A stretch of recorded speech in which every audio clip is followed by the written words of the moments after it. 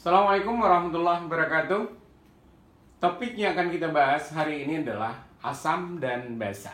Bicara tentang asam dan basa, mungkin dalam kehidupan sehari-hari ini sudah lazim dan sering kita temui. Contoh dari asam diantaranya adalah asam klorida yang terdapat di lambung. Kemudian juga cuka. Nah, cuka itu dia juga mengandung asam, yaitu adalah asam asetat, asam sitrat yang terkandung dari berbagai macam jenis jeruk.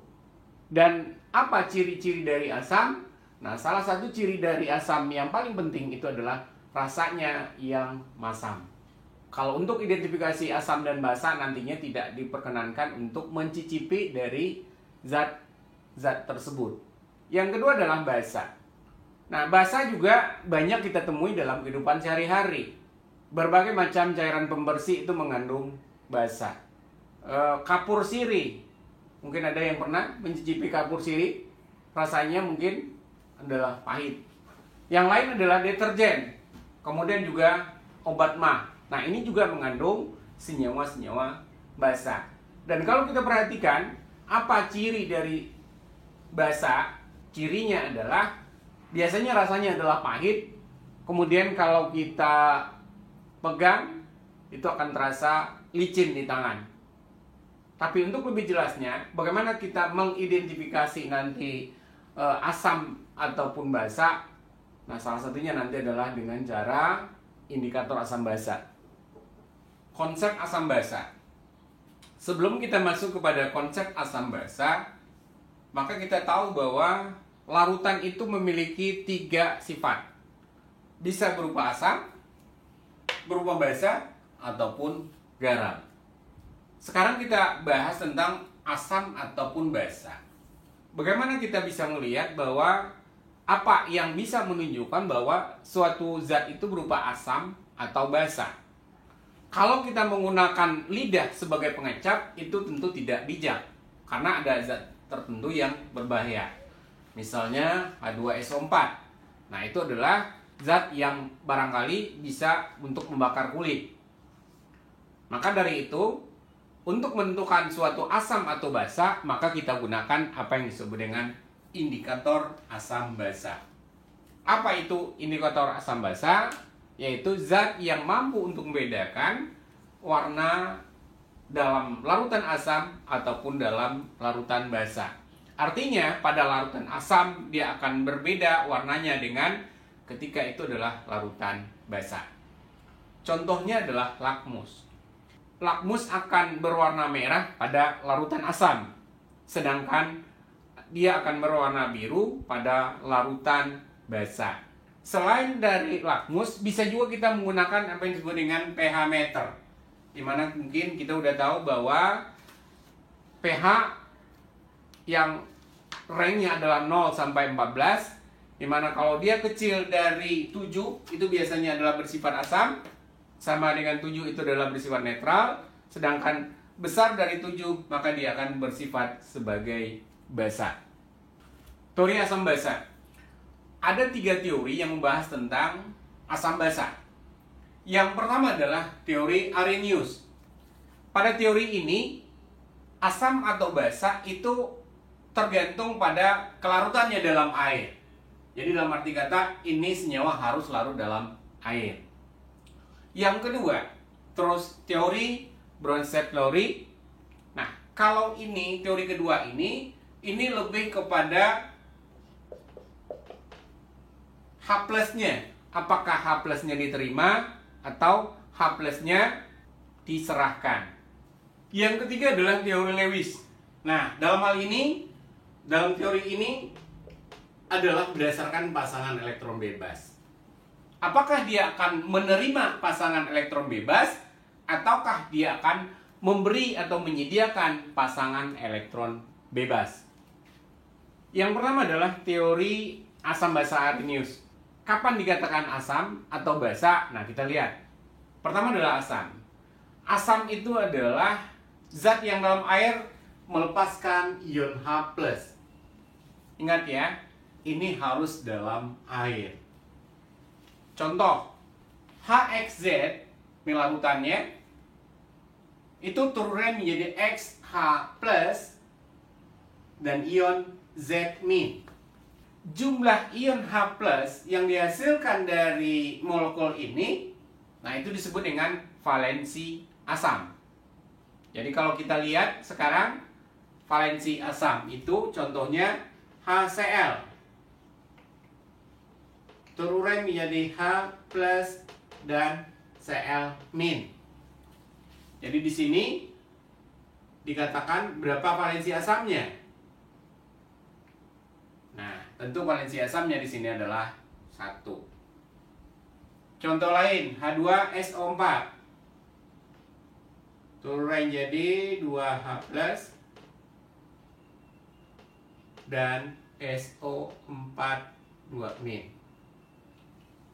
Berapakah valensi asam dari H2SO4? Nah, di sini dia menghasilkan 2 ion H+, berarti valensinya adalah 2.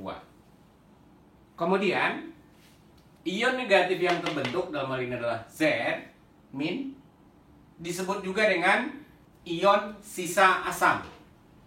Jadi kalau di sini ion sisa asam yang mana?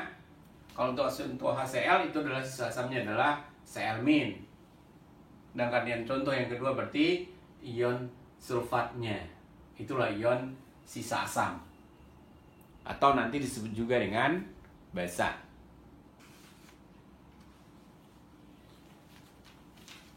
Yang kedua adalah basa. Basa dalam hal ini adalah senyawa yang dalam air menghasilkan ion OH- atau disebut juga dengan ion hidroksida.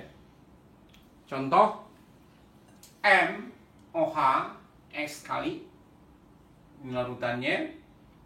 Kemudian terurai menjadi M plus dan XOH-. Kemudian di sini kita bisa lihat bahwa OH- yang dihasilkan. Nah, berarti ini adalah merupakan basa. Jumlah ion OH- yang dilepaskan dalam satu molekul, nah itu disebut dengan valensi basa. Kita lihat contohnya. NaOH terurai menjadi Na plus dan OH-. Berarti ini adalah berupa basa. Dan kalau kita perhatikan di sini, ya, berarti valensinya adalah 1. Kita lihat contoh yang lain. MgOH 2 kali. Nah, nanti akan terurai menjadi Mg 2 plus tambah 2 OH-. Sini juga dia memiliki atau menghasilkan ion OH-. Maka ini juga merupakan basa dan jumlah valensinya, valensi basanya adalah 2 karena dihasilkan 2 ion OH-. Berikutnya adalah teori asam basa Bronsted Theory. Nah, sebelumnya kita udah bahas tentang teori asam basa Arrhenius, di mana pada Arrhenius itu harus dalam air. Jadi kalau senyawa tersebut tidak larut dalam air, maka kita tidak bisa mengkategorikannya menjadi apakah itu adalah asam atau basa. Nah, untuk menjembatani itu, maka disampaikanlah teori yang kedua oleh Bronsted dan Theory. Apa itu asam? Nah, asam itu adalah zat yang dapat memberikan proton. Kemudian basa adalah yang menerima proton. Jadi intinya di sini adalah kita lihat berdasarkan protonnya. Apakah dia akan memberikan proton atau malah menerima proton? Kita lihat contoh yang berikut. Larutan HCl ditambah dengan H2O, hasilnya adalah H3O+ dan Cl-. Kita perhatikan di sini HCl berubah menjadi Cl-. Kita bisa melihat berarti HCl ini dia akan melepaskan H+ menjadi Cl-. Maka dengan demikian kita bisa katakan bahwa HCl ini dia bersifat sebagai asam. Kemudian dia akan menghasilkan Cl-. Nah, Cl- itu disebut sebagai basa konjugasi.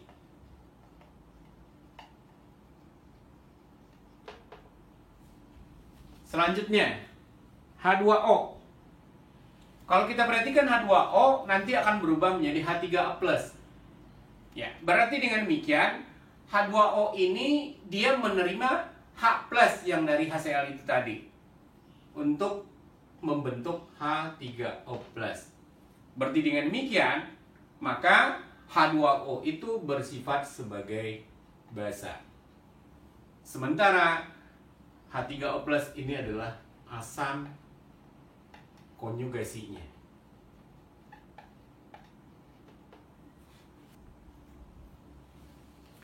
Contoh lain, H2SO4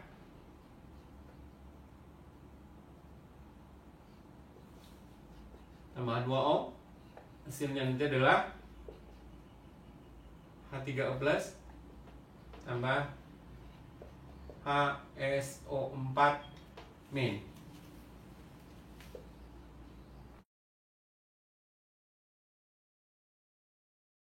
Perhatikan perubahan dari H2SO4 menjadi HSO4-.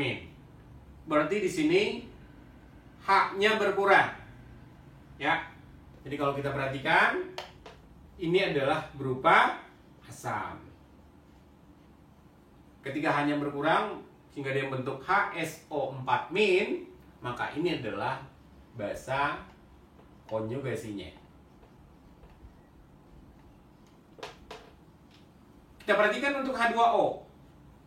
H2O itu nanti berubah menjadi H3O+. Berarti H+-nya bertambah. Maka dengan demikian, nah ini perubahannya, maka ini H2O ini adalah bersifat basa.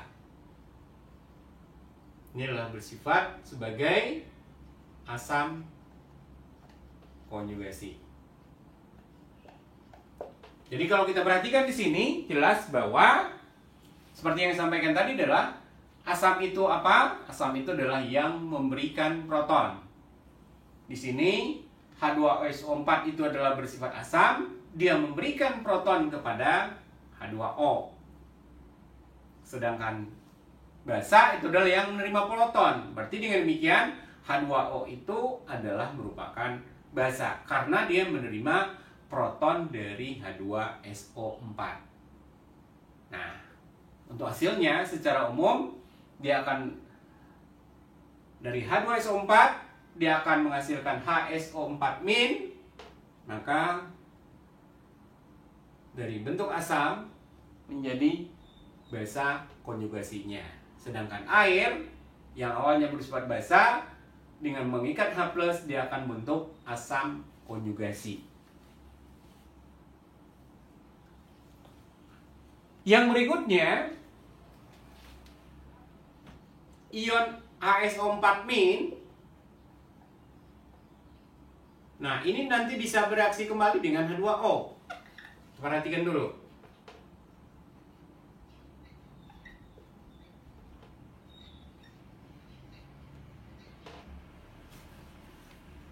Dimana nanti karena masih ada ion H di sini, H+-nya ya, HSO4-, dia akan menyerahkan H+-nya itu sehingga dia akan berubah dari ion HSO4- menjadi ion SO4-2- atau ion sulfat.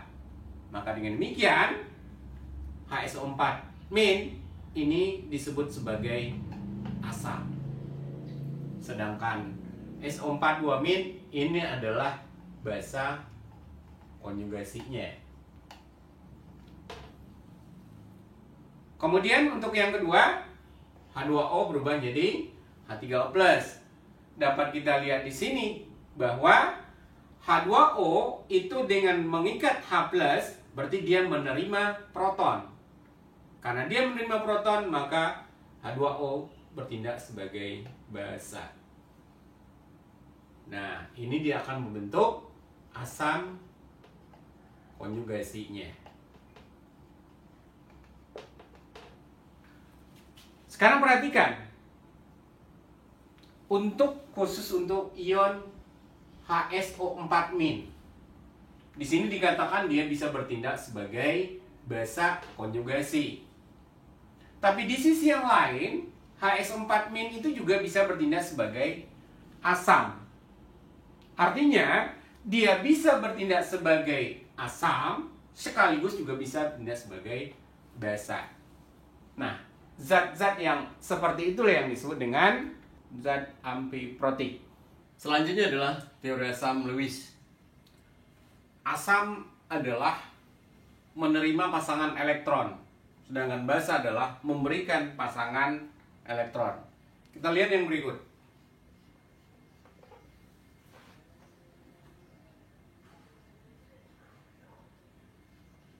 Kita perhatikan untuk NH3. NH3 mempunyai sepasang elektron bebas berikatan dengan H+. H+ seperti yang kita tahu bahwa dia tidak memiliki pasangan elektron. Maka di sini yang terjadi adalah ikatan kovalen koordinasi. Jadi kalau kita gambarkan NH3 berikatan dengan H+. Nah, elektron bebas inilah yang digunakan untuk berikatan dengan H+ itu tadi. Sehingga dengan demikian, ikatan yang terjadi ini adalah ikatan kovalen koordinasi. Nah, manakah yang dimaksud dengan asam dan manakah yang disebut dengan basa? Jadi jelas di sini bahwa NH3 unsur N dalam hal ini menyediakan pasangan elektron bebas untuk berikatan. Berarti ini adalah merupakan basa. Nah, kemudian H+ itu menerima pasangan elektron. Ya, jadi H+ di sini H berikatan dengan N, di mana ikatan elektron itu berasal dari N. Sehingga dengan demikian H itu menerima pasangan elektron. Dengan demikian ini adalah berupa asam. Indikator asam dan basa. Sekarang kita pengen lihat bagaimana menentukan suatu senyawa itu asam atau basa. Yang pertama adalah kertas lakmus. Kita lihat yang berikut. Ini ada beberapa larutan, ya. HCl di sini, ya. Kita menggunakan lakmus yang berwarna merah dan biru. Ternyata kalau untuk HCl itu dia pada lakmus merah dia tidak berubah, artinya tetap merah. Sedangkan pada lakmus biru nanti berubah jadi merah. Kemudian di sini CH3COH. Nah, sama. Kertas merah tidak berubah juga, artinya tetap merah. Dan pada lakmus biru dia berubah jadi merah. Apa yang bisa kita simpulkan? Berarti untuk senyawa-senyawa yang bersifat asam, HCl dan CH3COH, itu dia akan memerahkan lakmus. Dalam arti kata, kalau lakmus biru berubah jadi merah, sedangkan lakmus merah tetap merah. Kemudian kita lihat yang berikut. NaOH dengan konsentrasi yang sama, 0,1 molar.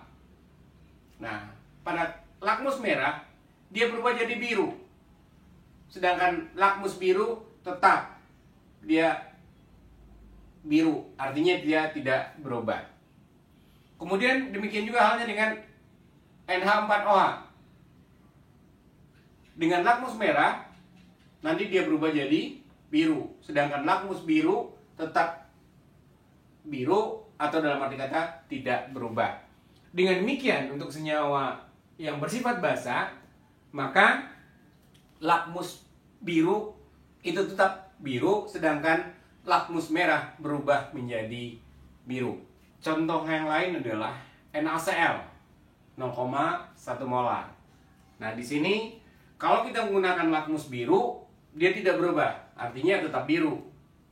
Kemudian kalau kita menggunakan dites dengan lakmus merah, dia juga tidak berubah, artinya tetap merah. Nah, artinya di sini adalah kesimpulan kita, NaCl berarti ini adalah untuk senyawa yang netral. Yang kedua adalah larutan indikator. Indikator asam basa itu memiliki sifat yang dapat berubah warna pada pH yang berbeda. Nah, ini beberapa contoh Di antaranya di sini adalah metil hijau. Di sini try pH-nya adalah 0,2 sampai 1,8. Perubahan warnanya adalah dari kuning ke merah. Kemudian metil jingga 3,2 sampai 4,4. Nah, perubahan warnanya dari merah ke kuning.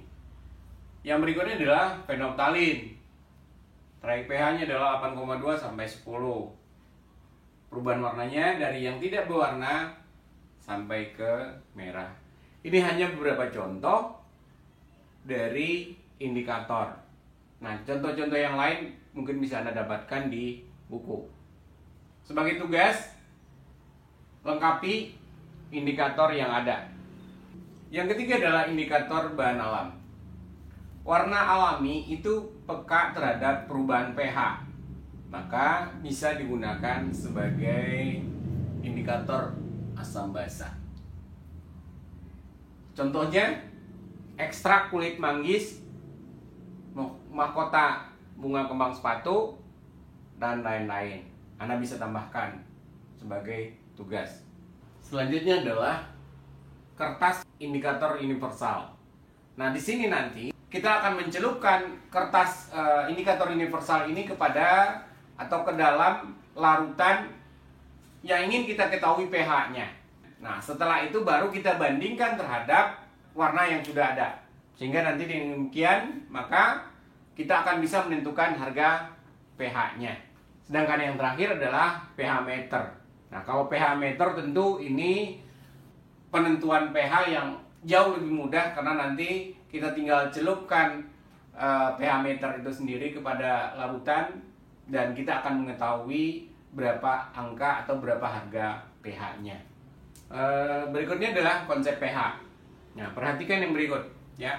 H2O itu akan terurai jadi H+ dan OH-. Nah, ini kalau kita perhatikan ini adalah dalam kesetimbangan. Berarti kita bisa menghitung harga Kc-nya. Kc berarti sama dengan konsentrasi H+ kali konsentrasi OH- dibagi dengan konsentrasi H2O. Nah, kemudian kita kali, kemudian Kc dikali dengan konsentrasi H2O. Nah, itu tentu akan sama dengan konsentrasi H+ kali konsentrasi OH-.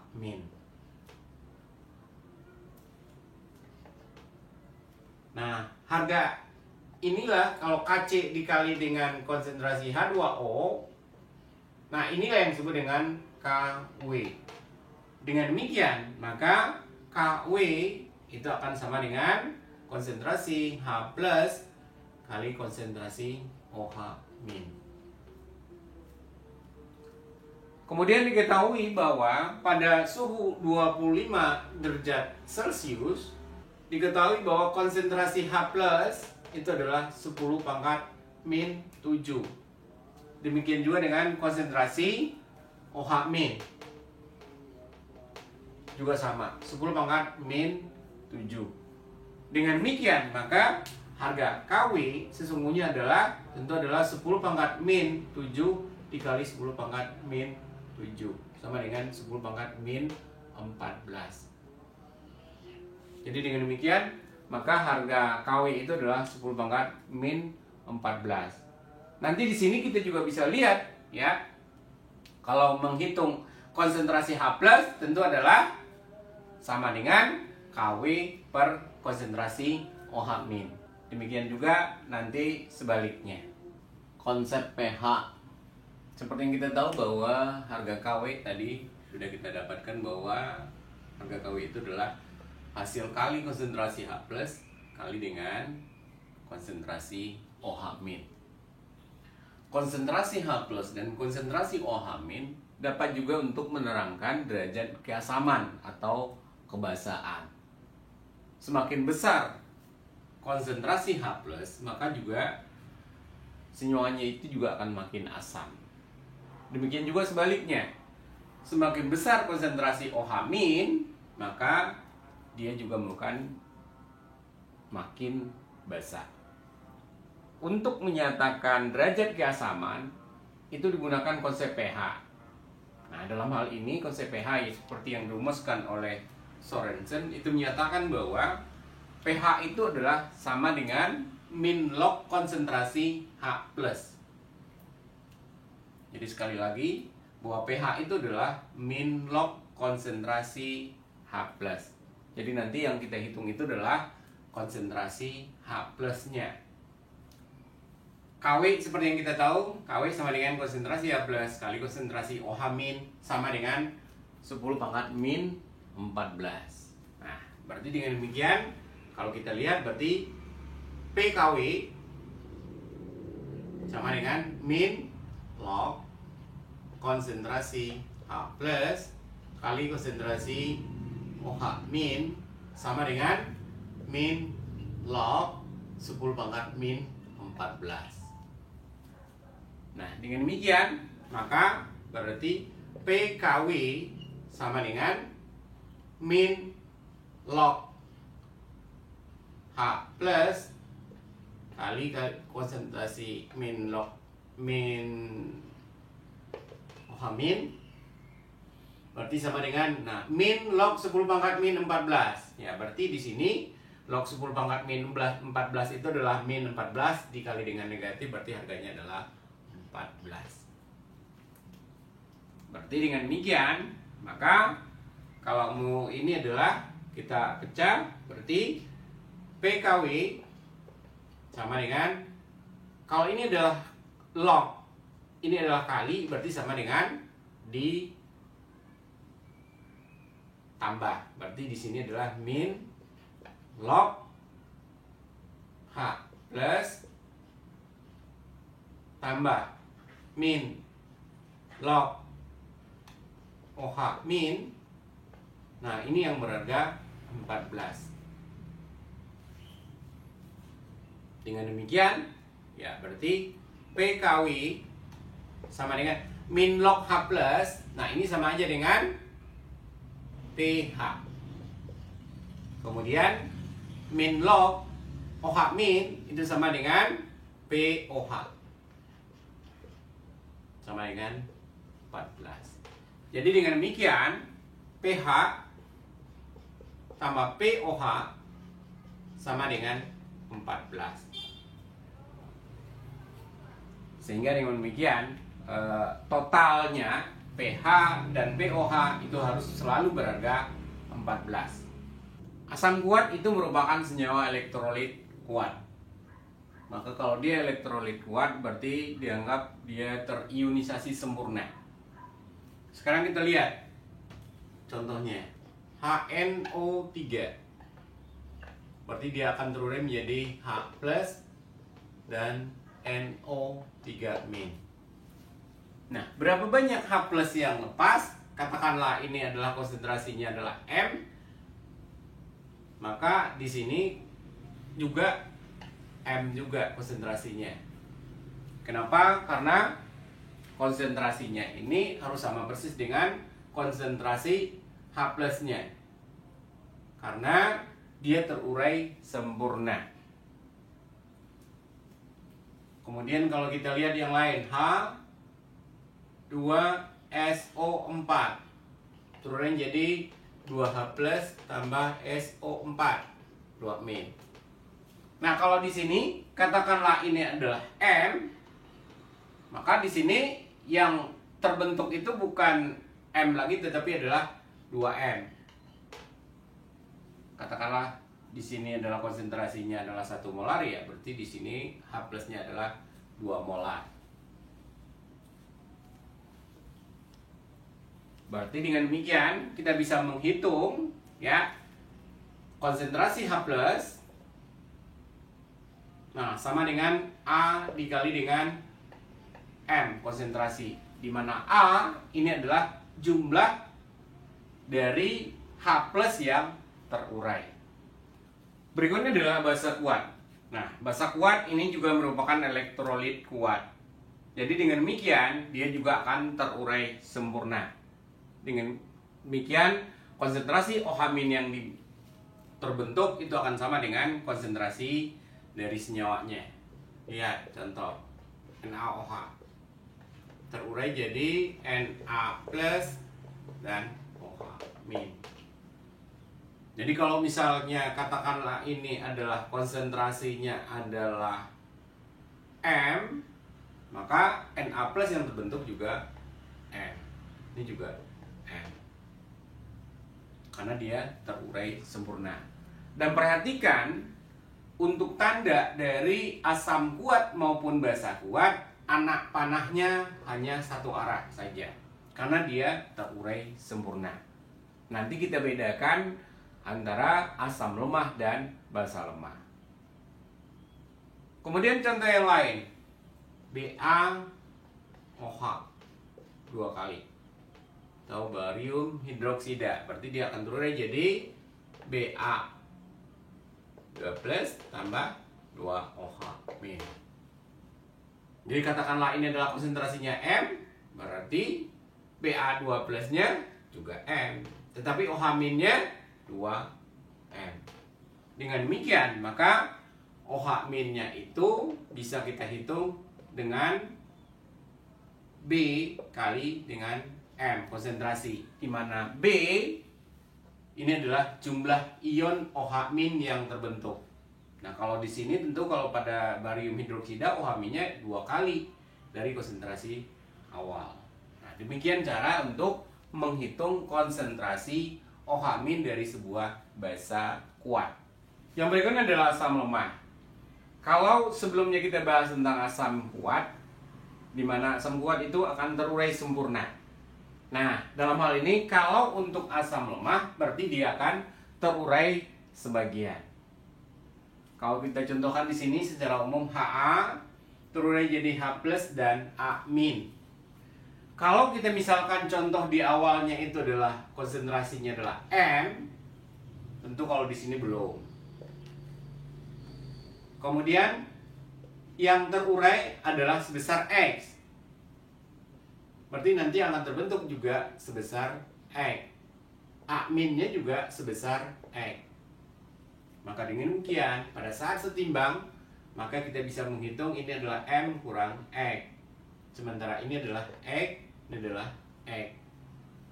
Kita bisa menghitung harga Ka, di mana harga Ka-nya itu adalah sebesar H, konsentrasi H+ dikali dengan konsentrasi A- dibagi dengan konsentrasi Ha. Nah, kalau kita substitusikan berarti H+ dan A- berarti ini adalah X, ini juga adalah X. Dibagi dengan konsentrasi Ha, berarti ini adalah M dikurangi dengan X. Tadi kita udah sampaikan bahwa X itu adalah konsentrasi H+, dan X itu juga sama dengan A-. Dengan demikian sebenarnya konsentrasi A- itu sama juga dengan konsentrasi H+. Maka kalau dari persamaan ini kita bisa lihat berarti X dikali X berarti X kuadrat sama dengan Ka dikali M kurang X. Berarti dengan demikian X sama dengan Ka kali M kurang X akar. Nah, seperti yang kita tahu bahwa ini adalah merupakan asam lemah. Dimana kalau dia merupakan asam lemah, maka yang terurai itu jauh lebih kecil dibandingkan dengan konsentrasi awal. Artinya konsentrasi X itu pengurangan dari zat M dikurang dengan X, karena X ini terlalu kecil maka dianggap ini adalah sama dengan M. Maka dengan demikian kita bisa lihat bahwa X sama dengan akar Ka dikali dengan M atau konsentrasi. Nah, berarti dengan demikian kita bisa dapatkan ini bisa kita ganti lagi karena X tadi sama dengan konsentrasi H+. Maka dengan demikian konsentrasi H plus sama dengan akar dari Ka dikali dengan M.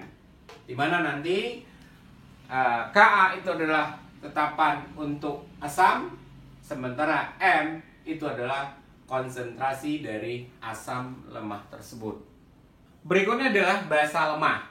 Nah, contohnya di sini adalah NH3 direaksikan dengan H2O, NH4+ dan OH-. Dan perlu diperhatikan di sini sama halnya dengan asam lemah. Tandanya juga di sini berada pada kesetimbangan. Namanya juga basa lemah, berarti jumlah OH- yang terurai itu tentu sebagian. Dan biasanya jumlah yang terurai itu jauh lebih sedikit dibandingkan dengan NH3 awal. Makanya penjelasannya sama dengan yang sebelumnya. Berarti dengan demikian OH- bisa kita hitung konsentrasinya dengan akar Kb kali konsentrasi, dimana Kb itu adalah tetapannya dan M adalah konsentrasi dari basa itu sendiri. Sekarang kita lihat contoh. Hitunglah pH dari larutan 0,1 molar HNO3. Asam nitrat itu adalah merupakan asam kuat. Jadi kita uraikan dulu HNO3. Turunnya jadi H+ dan ion nitrat. Nah, di sini konsentrasi HNO3-nya adalah 0,1.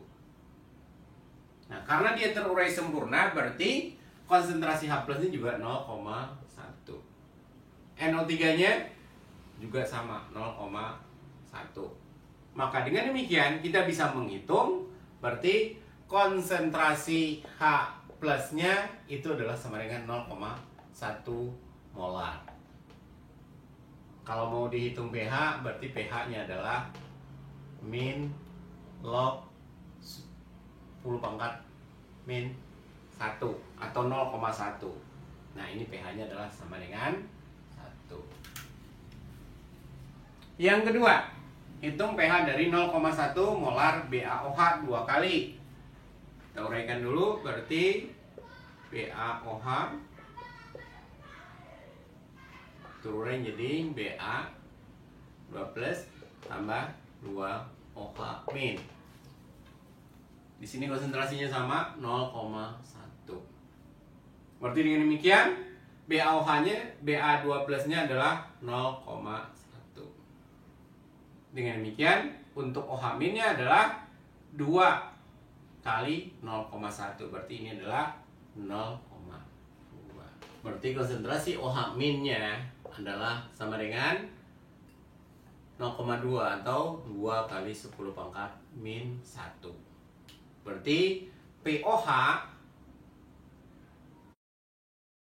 sama dengan min log 2 kali 10⁻⁻1. Berarti sama dengan ya 1 kurang log 2. Nah, kalau POH-nya sudah kita dapatkan, maka pH-nya kita bisa hitung, ya. Hubungannya seperti yang kita tahu bahwa pH ditambah dengan POH sama dengan 14. Ya, berarti pH sama dengan 14 kurang POH. Ya, berarti dengan demikian pH sama dengan 14 kurang 1 kurang log 2. Sama dengan 14 kurang 1 berarti 13. Kurang berarti tambah log 2. Dengan demikian maka pH-nya adalah 13 tambah log 2. Hitunglah pH dari 0,01 molar hidrogen fluorida atau asam fluorida dengan Ka 4 kali 10⁻⁴. Nah, berarti ini adalah berupa asam lemah. Maka kalau seperti yang tadi dikatakan bahwa konsentrasi H plusnya dihitung dengan akar Ka dikali dengan konsentrasi.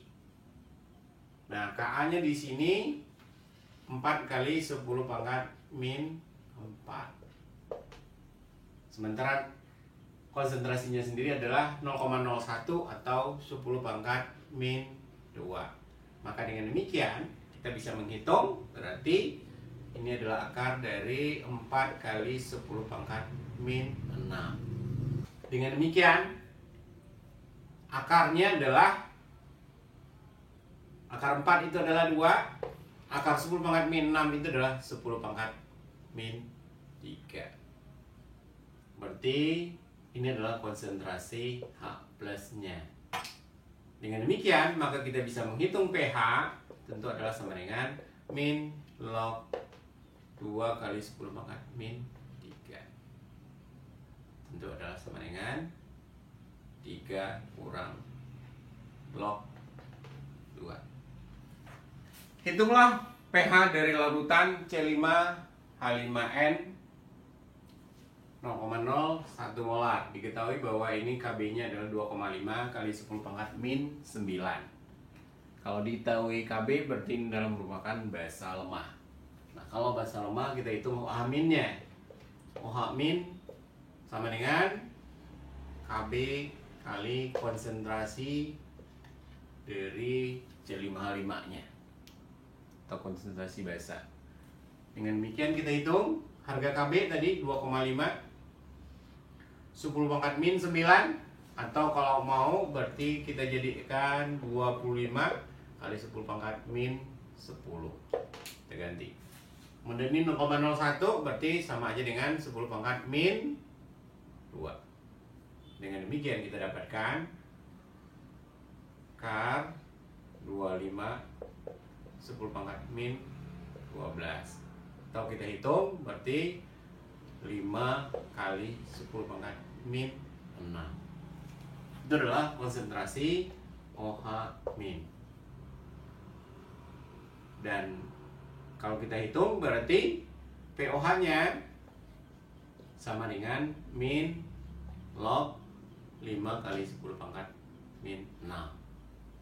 Sama dengan 6 kurang log 5. Nah, kita bisa menghitung karena kita tahu tadi sebelumnya juga adalah bahwa pH tambah pOH sama dengan 14. Berarti pH sama dengan 14 kurang pOH. Ya, berarti dengan demikian pH sama dengan 14 kurang 6 kurang log 5. Sama dengan 14 kurang 6 8. Min berarti plus log 5. Berarti dengan demikian maka pH larutan tersebut adalah 8 tambah log 5. Nah, ini tugas, hitunglah pH senyawa berikut. Yang pertama adalah larutan asam sulfat, konsentrasinya adalah 0,05 molar. Yang kedua adalah larutan asam asetat, konsentrasi 0,2 molar dengan harga Ka 10 pangkat min 5. Yang berikutnya larutan kalsium hidroksida, konsentrasinya adalah 0,1 molar. Yang keempat amonium hidroksida, konsentrasi 0,02 molar, Kb-nya adalah 10 pangkat min 5. Demikianlah uraian materi pada kesempatan kali ini. Semoga bermanfaat bagi kita semua. Kita tutup dengan baca hamdalah. Alhamdulillahirabbil alamin. Assalamualaikum warahmatullahi wabarakatuh.